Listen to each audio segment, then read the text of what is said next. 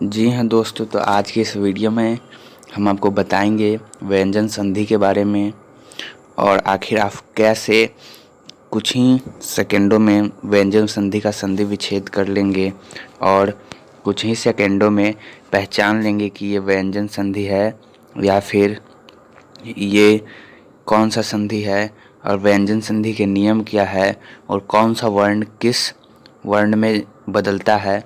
तो ये सभी जानेंगे आज की इस वीडियो में। तो चलिए हम आपको बताते हैं। तो सबसे पहले हम शुरुआत करेंगे कि आखिर ये व्यंजन संधि होता क्या है, आखिर व्यंजन संधि क्या है।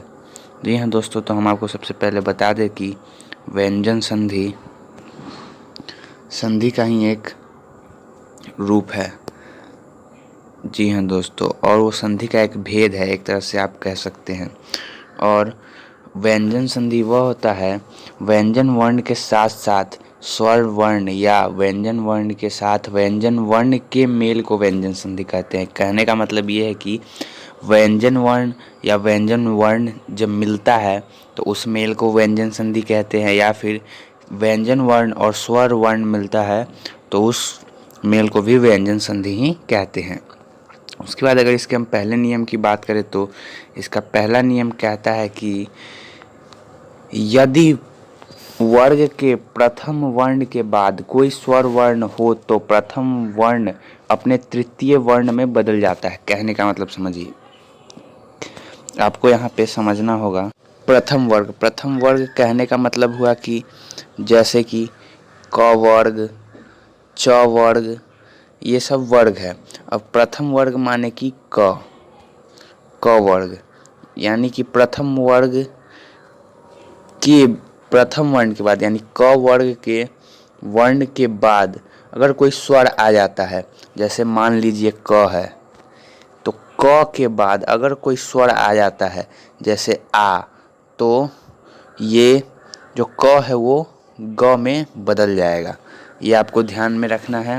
और यहाँ पे आप देख सकते हैं उसका जो एग्जाम्पल आपको कुछ देख रहा होगा, दिख ही रहा होगा। यहाँ पे आप देख सकते हैं, यहाँ पे जो है प्रथम वर्ण क है और उसके बाद स्वर आया तो वाक जोड़ ईस वागीस बन गया, यानी कि क जो है ग में बदल गया अपने तृतीय में। फिर यहाँ पे आपको दिख रहा होगा नीचे में ततेव, तत् जोड़ एव आपको दिख रहा होगा, ततैव। तो यहाँ पे क्या है, यहाँ पे त है और त के बाद क्या है, एक स्वर है और त व्यंजन है, तो इसीलिए ये जो त है वो द में बदल गया अपने तृतीय वर्ण में। त थ द, तो ये द जो है ये थर्ड वर्ण आता है तो उसमें चेंज हो गया। फिर तत् जोड़ उष्ण, तदूषण, यहाँ पे भी त जो है अपने तृतीय वर्ण में बदला, क्योंकि उसके बाद जो है यहाँ पे आप देख सकते हैं स्वर आ रहा है। ऊ क्या है, स्वर है। ए क्या है, स्वर है। ई क्या है, ये भी स्वर है।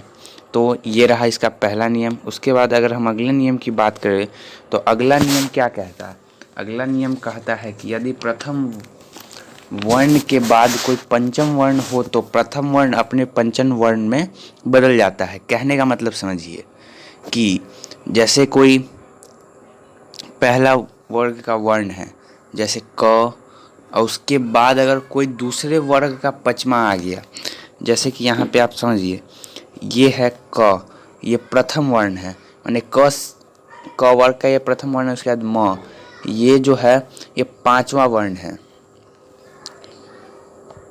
आपको समझ में आ रहा होगा, प फ ब भ म, तो ये प वर्ग का पांचवा वर्ण है। इसीलिए यहाँ पे आप देख सकते हैं क अपने पांचवें में बदल गया, क जो है वो अपने पांचवें वर्ण में चेंज हो गया है, वाक्मय वांग्मय हो गया। उसके बाद तत्मय, तो यहाँ पे क्या है, प्रथम वर्ण है। फिर यहाँ पे म पांचवा वर्ण है, तो त अपने पंचम में बदल गया यानी न में बदल गया तो तन्मय हो गया।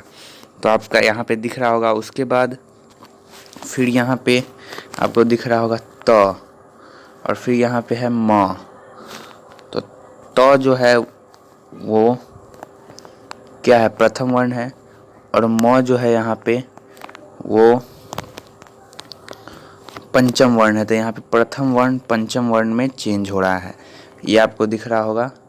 यहाँ पे प्रथम वर्ण पंचम वर्ण में चेंज हो रहा है और उसे उनमें बन रहा है। तो उ और न कहाँ से आया, क्योंकि त पंचम में बदल गया। उसके बाद तीसरे नियम की अगर हम बात करें तो तीसरा नियम कहता है त के बाद यदि च आए, यानी कि त के बाद अगर च आए तो त भी च में बदल जाएगा। यानी कि समझिए, यहाँ पे ये थोड़ा सा कॉम्प्लिकेटेड है।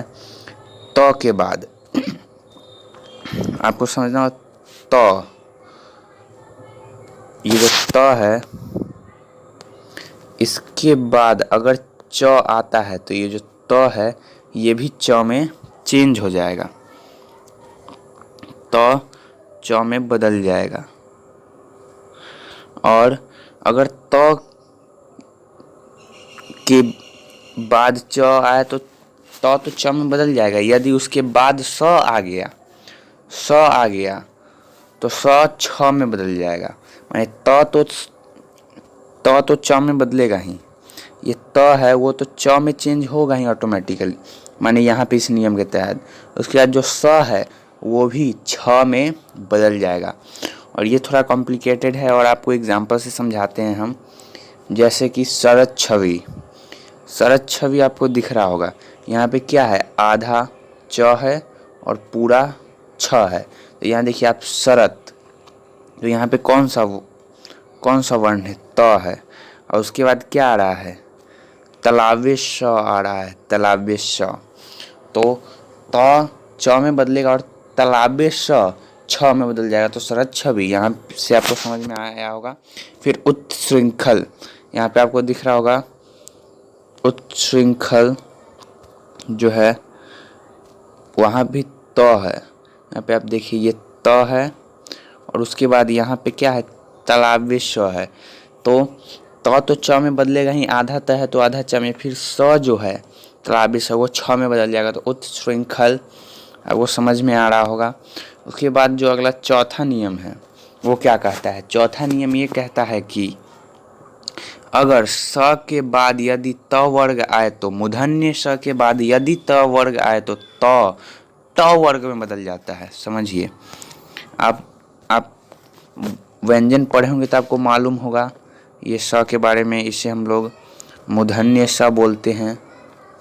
और उसके बाद अगर त वर्ग आ गया, त वर्ग कहने का मतलब हमारा क्या है, ये मूर्धन्य स है, त वर्ग यानी तथ दध न, तो वो जो है ट वर्ग में चेंज हो जाएगा, ट वर्ग। अब इसको चलिए हम एग्जांपल से आपको बताते हैं। जैसे देखिए कुष्ठ, कुष्ठ यहाँ पे कु और यहाँ पे कौन सा आ रहा है, मूर्धन्य स आ रहा है और उसके बाद क्या आ रहा है, त वर्ग आ रहा है। तो त वर्ग किस में बदलेगा, ट वर्ग में बदलेगा। त जो है वो ट वर्ग में बदलेगा, कुष्ठ हो गया। उसके बाद प्रतिष्ठा, तो प्रतिष्ठ जो था, तो था क्या है, यहाँ पे थ जो है वो है त वर्ग और उससे पहले मूर्धन्य स है, तो वो किस में बदलेगा, ट वर्ग में। तो दूसरे नंबर कौन आता है, ठ आता है ट वर्ग में, तो प्रतिष्ठा हो गया।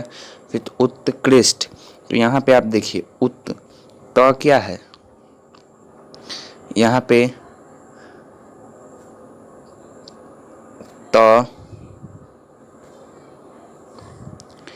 यहाँ पे त आपको दिख रहा होगा ये त, और यहाँ पे क्या है, आधा श और फिर त, उत्कृष्ट जोड़ता। तो यहाँ पे आपको दिख रहा होगा सबसे पहले मूर्धन्य स और फिर त। तो त आने के कारण, त वर्ग आने के कारण ये ट वर्ग में चेंज हो जाएगा, क्योंकि इसके बाद आ रहा है और ये पहले त है।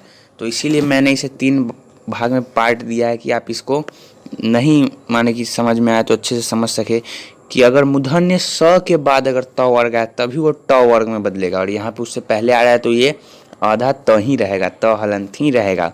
तो उत्कृष्ट। आई होप कि आपको ये सब कुछ समझ में आया होगा।